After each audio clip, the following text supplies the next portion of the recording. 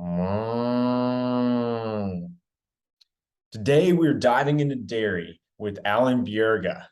We're going to talk about his work in Washington, D.C., and how he's helping farmers. So grab your popcorn with some extra butter and get ready to listen to the Justice Podcast.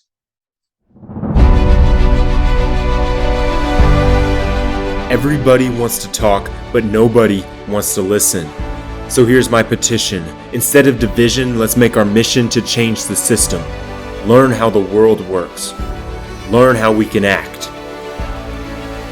Welcome, everybody, to the Justice Podcast. Alan, if you could just introduce yourself, and I know that you have various experiences within the agricultural industry, but if you could inform the listeners of kind of what your background is and why you're qualified Sure. to speak on the topic. Why am I qualified to speak? When has that ever been the determining consideration? So my name is Alan Bjerga. I'm the Senior Vice President of Communications for the National Milk Producers Federation. We're based in the Washington, D.C. area, and we represent dairy cooperatives nationwide. I came to this position in 2018. Before that, I had been the lead agriculture policy writer for Bloomberg News.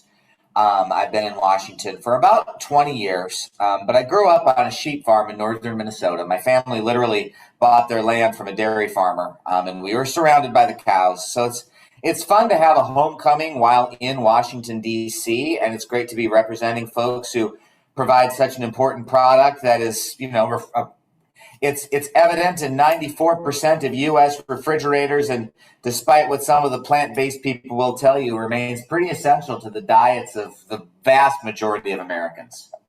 And that's interesting. So you said goat farming? Sheep. Sheep, sorry. Excuse me. But now, I mean, you are the SVP of Communications at the National Milk Producers Federation and also a Georgetown adjunct professor. Is that right? That's right. Starting up in 3 weeks, doing my money and media class for journalism and communications professionals. I've been at Georgetown for about 10 years, and I've always been adjunct. So you just kind of live day to day, but they keep bringing me back, and it's always a pleasure to be there. And I also saw on your LinkedIn that you're a vocalist. Oh yeah, yeah. Are you talking about? Are you talking about the show at the Soldiers' Home? The Soldiers' Home, and then it mentioned something else on there about being a vocalist. But what kind of music do you like to sing? Well, I'll tell you a little bit about my show at the Armed Forces Retirement Home. I actually just got asked back for that last week. You know, every year, the week of the 4th of July, I do a concert for veterans, folks who live at the Armed Forces Retirement Home in Washington, D.C. And I started doing it in 2013, and it was fascinating to see how the set list moved along because, of course, our veteran population is aging, and every year, there would be 2 World War II vets that had been there the previous year that wouldn't be there again because they had passed on. And then they'd be replaced by 1 Vietnam era vet, of course, as they age into that demographic. And so when I started playing the show in 2013, it was a lot of, like 1950s folk. We're talking like Pete Seeger and the Weavers and the Kingston Trio. And by the time I was playing in 2019, I was getting requests for the Eagles and Billy Joel, because that's who's living in the Armed Forces Retirement Home. And now, of course, COVID delayed things, and the 2020 show was canceled, and the 2021 show was canceled. And then this year, they just started bringing back entertainment at their canteen. They call them canteens. And I just got put on the schedule for 2023. So it's pretty amazing to think that I'll end up having a 4-year delay from that show. The other big thing that I do, and this is related to Georgetown, because you're talking about what kind of music I perform. The other thing that I do for something completely different is every year for Martin Luther King Day, Georgetown University has had a festival choir that has always performed a concert in honor of Dr. King. And that's fascinating because it's basically folks from the Georgetown community and then some of the just top singers from the Black churches in Washington, D.C. The African-American church community in Washington, D.C. is so rich and so vibrant, and these folks are amazing. And there's always a guest artist. So I've had the chance to sing with Natalie Cole before she passed, Vanessa Williams, and then Gladys Knight sang with us one year. So I have had the opportunity, and it's been a highlight of my musical life. I have been a pip. I have sung backup for Gladys Knight on Midnight Train to Georgia. And I tell you, the guy standing next to me, like as we were singing, yeah, all aboard, Midnight Train to go. It was pretty incredible to be singing with her. I love that. That's so cool.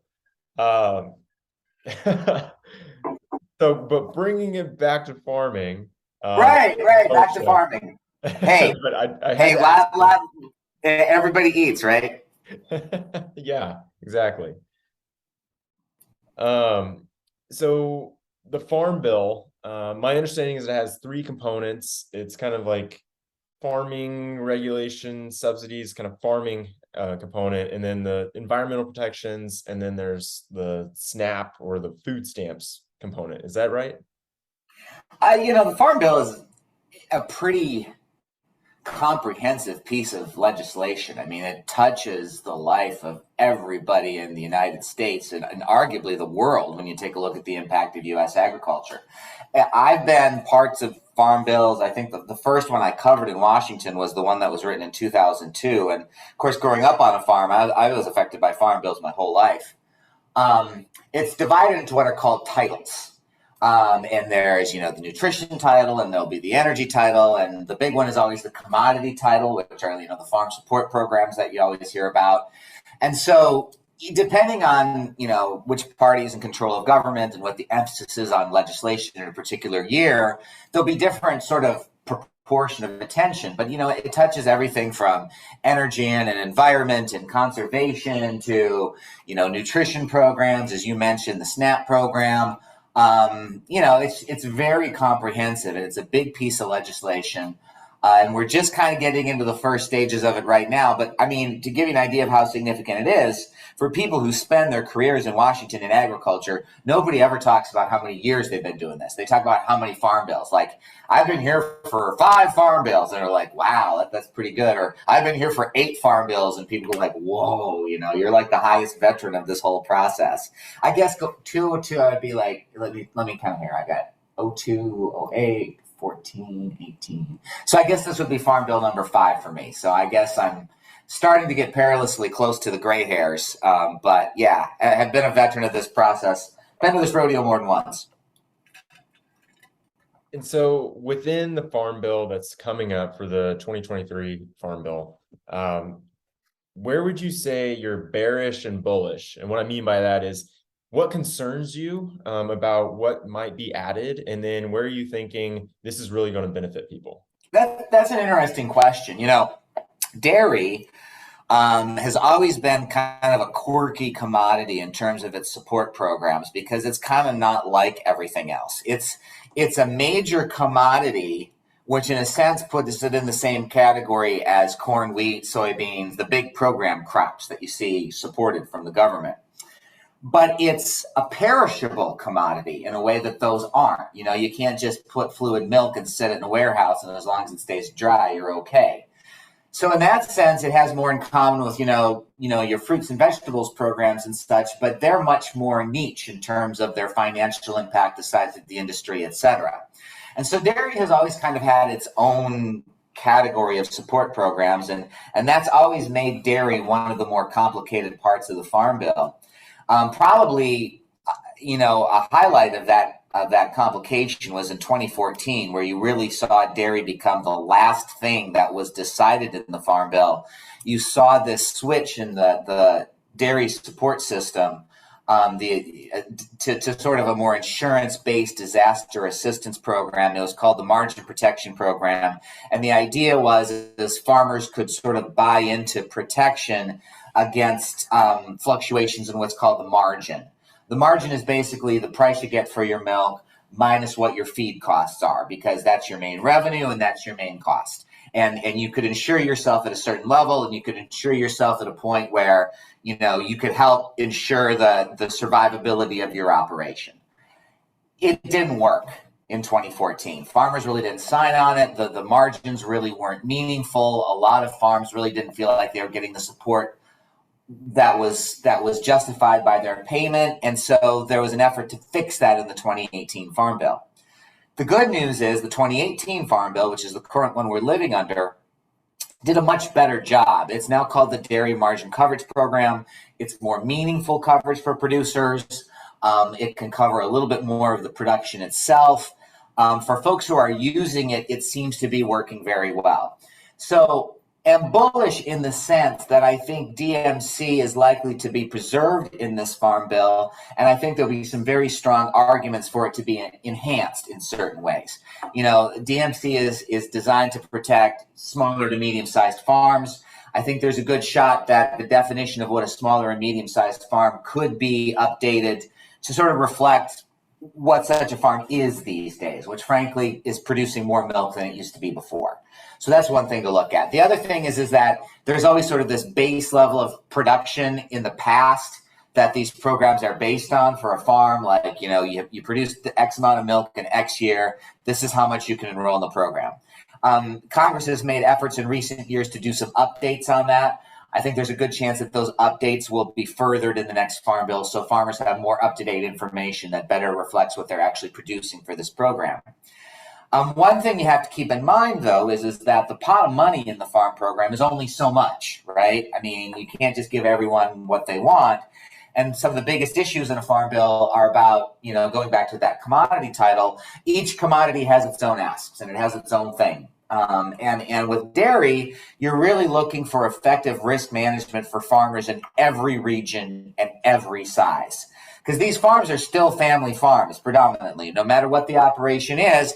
If your idea of this bill is, you know, support rural communities, support agriculture, keep farmers in business, you need programs that are reflective of all producers at all levels. And that's always a challenge, you know, when you have the funding levels that you're given by Congress, to not end up picking winners and losers based on the structure of dairy farms across the country. We've already seen some examples of that in farm programs where certain farms in certain parts of the country don't necessarily get equitable treatment in terms of government programs because of the way those are formulated.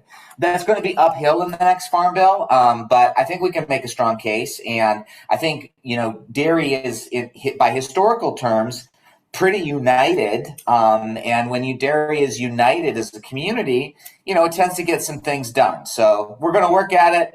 I mean, it's not my job to be bearish about anything. It's all about hope and it's all about building things. But I mean, there's some real challenges there, and you got to be honest about it. I think that working for all sizes and all regions is going to be, you know, our mantra going into the next Farm Bill, and that's going to be where some of our biggest challenges are. So what would you propose is the way that Congress should approach equity within this heterogeneous structure of dairy? That's an interesting question. I think you really have to take a look at cost structures. You have to look at in terms of what is a viable family dairy farm these days in different parts of the country. You have to take a look at which markets are producing different types of dairy products, because the economics are different if, say, you're supplying, you know, cheese to the upper Midwest versus you're supplying fluid milk in the Southeast, or you're on the West Coast and you're looking very much at exports. It's not one size fits all, and that's the part that you have to be looking at. The other thing to keep in mind is, you know, farm program support is not about always just writing a check to a farmer. It's also about, and you hear more about this all the time, you know, environmental stewardship and conservation and rewarding farmers for practices they do well. One of the issues that dairy has always had with USDA conservation programs is that there are things that dairy farmers do that maybe are not recognized the same way that some of the practices that a crop producer might be doing. Dairy has what's called it's an industry-wide, it's a net zero initiative. It's our climate neutrality pledge by 2050. we're trying to make efforts in terms of investing in the technology and the innovation and the practices that can get us toward that goal. Well, those are incentives for farmers as well. And frankly, sometimes they're incentives that are really attractive to larger farmers because they're the ones with the economies of scale to take advantage of them. So it's not just looking at like the dairy margin coverage program or what's the price going to be and what sort of payment do you get based on what price. That's a very 20th, early 21st way of looking at 21st century way of looking at farm bills that may be legitimate today, but there's other stuff going on too. And you need to be proactive and you need to be looking at those programs and getting back to what you were saying about equity, that's one way to do it. It's not just that one program has to be done in this complex way to fit everybody. You acknowledge that, okay, this program kind of is geared more towards those folks, but we have this other program and that really helps those folks. And that's how everybody gets to be part of the agreement. Everybody gets closer to that equity. Apples and oranges are recognized, and everybody gets a chance to prosper. So you just mentioned something I'd like to discuss, and that is the environmental concerns around dairy. I mean, many studies have been done in regards to how impactful cattle are on the environment with carbon emissions. Is that something that's addressed within the Farm Bill? Increasingly so. I mean, if you look historically at farm bills, it reflects the concerns of the moment. I think that's one thing that's fascinating if you're a student of them. It's kind of like whatever agriculture was concerned about that year, that's what the farm bill looks like, right? And, you go back to, now just to geek out for a minute, like the 1985 Farm Bill and the Conservation Reserve Program, right? There was a lot of concern about soil erosion and fragile lands and that making sure that farmers were producing on the land that was best suited for production and maybe other patches of land that needed to get a little bit of a rest, there was an incentive to give them a rest. And so you had the CRP. You take a look at farm bills in 2002, 2008, there's a lot of stuff about ethanol, right? Because there was this push for ethanol as a renewable alternative fuel. You also, frankly, had, corn crops that could sustain it. Now we take a look at the challenges of the 2020s, and you're looking at these emission goals and concerns about climate change and encouragement of sustainability. And so you look into the farm program, and you look at things like tax credits for methane digesters on dairy farms, for example, that can take methane and do something usable with them. You look at the incentives of getting some of the byproducts of animals into perhaps the electrical grid, where they can take some of the relief off of fossil fuels. I hesitate on talking about that in too much detail in the Farm Bill for a very practical reason that should probably be made clear. Right now, there's a big piece of legislation going before the Senate that could have a chance to pass in Congress. This inflation, what's it being called right now? The Inflation Reduction Act. It's son of Build Back Better, except it's a little bit smaller. But it also has a lot of incentives for what's called climate smart agriculture. And the relationship between that, what gets implemented through that legislation, will actually touch and kind of help shape what ends up getting into the Farm Bill. So it's tough getting into too many details about energy and environment and sustainability pledges in the Farm Bill until that shoe drops. We kind of have one thing that has to happen before we have that other conversation in a few months. Feel free to call back. I'm giving you the best I got today. No, that's great. And actually, you bring up something else, is the complexity of how laws and policies aren't in silos, right? Like they're all affecting each other. So what other policies are going to be affecting how we think about the Farm Bill? Yeah, I mean, if indeed this Inflation Reduction Act gets passed and there is indeed funding for climate smart agriculture, that's really a head start that it gives you a chance to take a look at that and say, hey, what seems to be working here? What should we be expanding and enhancing? What are some things that are missing? What else would be good for agriculture? How do farm programs now interact with these different things that have come through these pieces of legislation? Yeah, one thing affects everything else. And frankly, I think Washington is still trying to, get its brain around the idea that this conventional wisdom of, this legislation being stalled kind of disappeared, just in recent days. And now everybody had kind of been thinking one way, and now we're all going to be thinking another way. And it's all to be continued. But you're right. I mean, the 2023 Farm Bill is going to be affected by a lot of things. This legislation is one of it. Obviously, we have midterms this fall. You could have literally different committee chairs riding the show next year, and they have different priorities. That also affects what we can do and say too, because we don't know. You have a sense of what your needs are and what you can reflect as an industry. But depending on who you talk to, it's like everything else. You emphasize different things. You take a look at different initiatives. There's a lot to play out. I think we have some broad outlines. Regardless of whether there's Republican or Democratic congressional leadership next year, sustainability in the environment is not going to go away. Clearly, there are Republicans and Democrats who have very different views on such topics, but we're not at a point where they're just going to be stifled by one side or just kind of rolled by the other. There's bipartisan concern about these issues. The question becomes the approach. And we all know that, we've seen how the dairy margin coverage program works for some folks, but how some of these support programs have not necessarily worked as well for other people. You go into it figuring out the best way to make it work for everybody. That doesn't really affect the environment, but when you get down to the details of the moving parts, it's hard at this point to say, yes, we want X because of this. Because right now we don't even know who we're talking to. We know we're going to go, but the specifics kind of get filled in as the information comes along. So is there an area of the Farm Bill, or even just dairy policy in a more general sense, that you feel like doesn't get enough attention?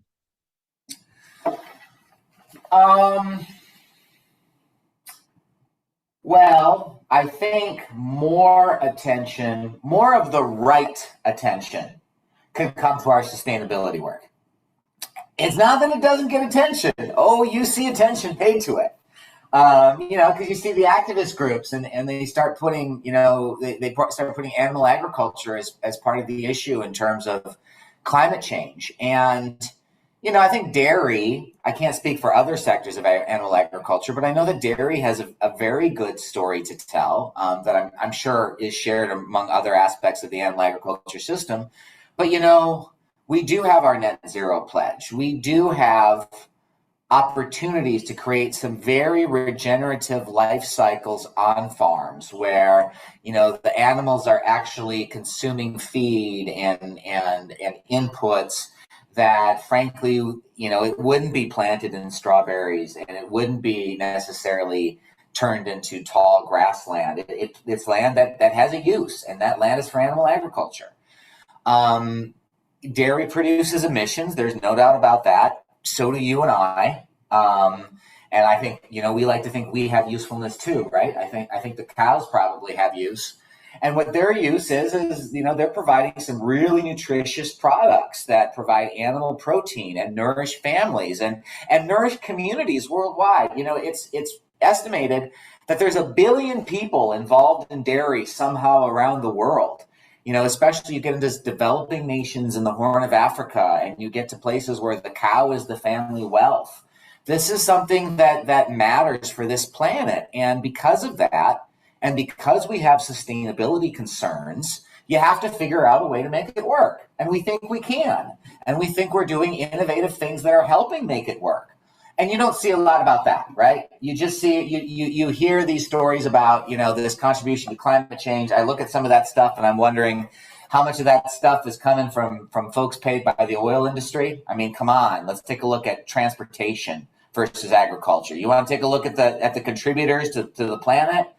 The cows are not the first place you should be looking for.